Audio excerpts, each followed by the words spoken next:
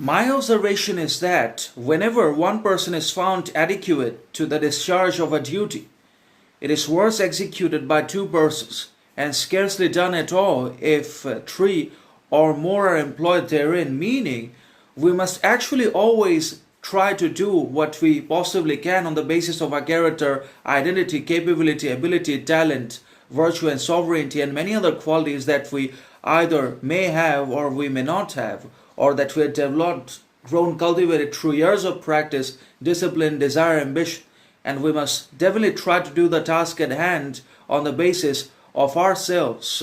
and our own qualities, ambitions, desires, abilities, talents, skills, and everything else only, and not with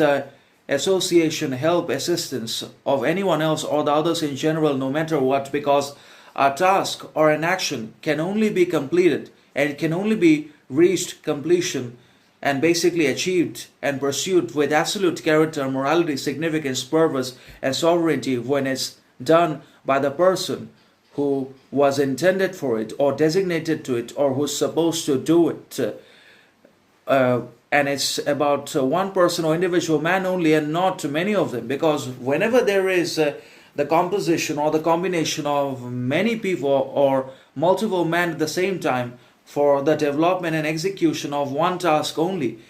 then it never really gets completed. It never really reaches completion, accomplishment, or achievement, obviously because of the involvement of more labor and more people than is needed or than necessary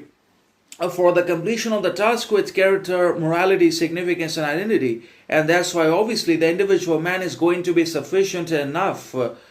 the task at hand, but not every task or every action, but at least that which he can do or that's designed for him, intended for him, he should definitely do by himself and on the basis of his own ability, talent, skill, knowledge, character, intelligence only, or the qualities that he may or may not have, but he should definitely do insofar as he can everything by himself only and not with the association, assistance, or responsibility of the others, because in that sense everything is going to get lost. And in our observation and critical thinking, something only works, something only reaches its complete stage and completion only when it's done by the man of excellence, character, distinction, significance, morality, and other virtues only, and not by the man of ignorance, envy, arrogance, or other bad qualities, or desperation, frustration either. If we're already exhausted, desperate,